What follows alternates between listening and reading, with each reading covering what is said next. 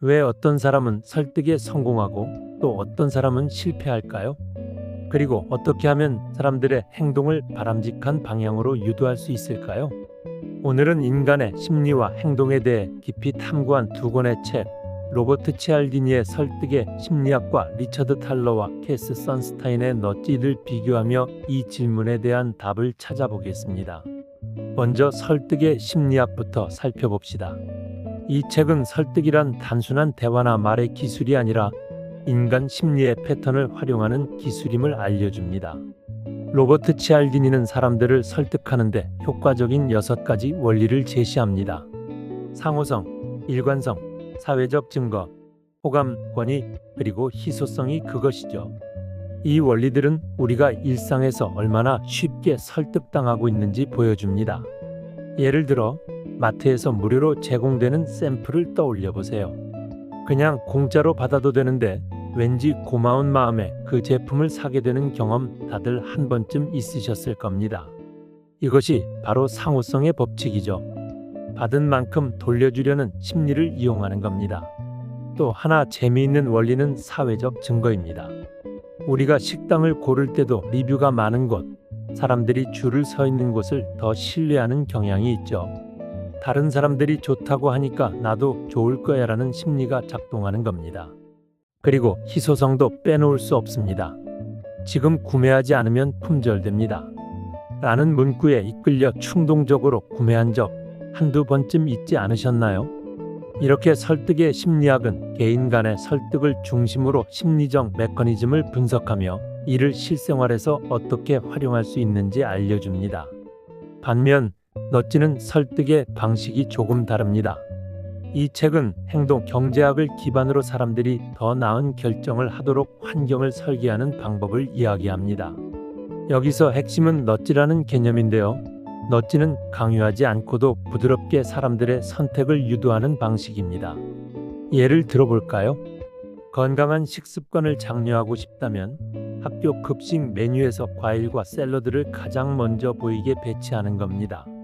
사람들이 자연스럽게 건강한 선택을 하도록 돕는 것이죠. 또 다른 사례로는 자동 가입연금 제도가 있습니다. 사람들이 가입을 선택하지 않아도 자동으로 연금에 가입되게끔 설정하면 더 많은 사람이 경제적으로 안정적인 선택을 하게 됩니다. 이런 방식으로 넛지는 개인의 행동을 유도하기보다는 사회적 문제 해결에 초점을 맞춥니다. 자, 이렇게 보면 두 책이 매우 다른 접근 방식을 취하고 있다는 걸 알 수 있죠. 설득의 심리학은 개인 간의 직접적인 설득에 초점을 맞추고 있고 넛지는 선택 환경을 설계해 간접적으로 행동을 유도합니다. 한쪽은 어떻게 상대를 설득할 것인가를 이야기하고 다른 한쪽은 어떻게 환경을 설계할 것인가를 이야기하는 셈이죠. 이 두 책의 차이를 좀 더 명확히 이해하기 위해 대표적인 사례를 비교해 볼까요? 먼저 설득의 심리학에서는 무료 샘플 제공이 어떻게 설득력을 높이는지 설명합니다. 무료로 제공된 샘플이 소비자에게 나는 이걸 받았으니 뭔가를 돌려줘야 해라는 심리를 불러일으키는 거죠. 반면 넛지는 자동 가입 연금 제도를 예로 들며 사람들이 스스로 더 나은 선택을 하도록 환경을 설계하는 방법을 보여줍니다. 이 두 사례 모두 사람들의 행동을 변화시키지만 한쪽은 심리적 압력을 활용하고 다른 한쪽은 선택 구조를 조정하는 방식으로 작동합니다. 그렇다면 어떤 방식이 더 효과적일까요? 이는 목적에 따라 다릅니다. 만약 마케팅이나 세일즈처럼 개인의 설득 기술이 중요한 분야라면 설득의 심리학의 원리들이 훨씬 실용적일 겁니다. 예를 들어, 이 제품은 한정판입니다. 지금 구매하지 않으면 기회를 놓칠 수 있어요. 라는 문구는 희소성의 원리를 활용한 대표적인 설득 전략이죠. 반면 공공정책이나 환경보호처럼 사회적 문제를 해결하고 싶다면 넛지의 방식이 더 적합할 수 있습니다. 선택지를 재구성함으로써 사람들이 더 나은 행동을 자연스럽게 하도록 돕는 것이죠. 하지만 두 접근법 모두 한계가 있습니다. 설득의 심리학은 설득의 심리적 원리를 악용하면 사람들을 조종하거나 기만하는 데 사용될 위험이 있습니다. 예를 들어 과장된 희소성 마케팅은 오히려 소비자의 신뢰를 떨어뜨릴 수 있죠. 반면 너찌는 사람들의 선택을 간접적으로 유도하는 방식이기 때문에 강제성이 약하고 원하는 결과를 얻지 못할 가능성도 있습니다. 또한 선택 환경을 설계하는 과정에서 윤리적 논란이 발생할 수 있습니다. 왜 누군가가 내 선택을 설계하려 드는가? 라는 질문이 제기될 수 있죠. 결국 이 두 책의 가치는 상황과 목적에 따라 달라집니다. 만약 상대를 직접 설득하고자 한다면 설득의 심리학은 강력한 무기가 될 수 있습니다.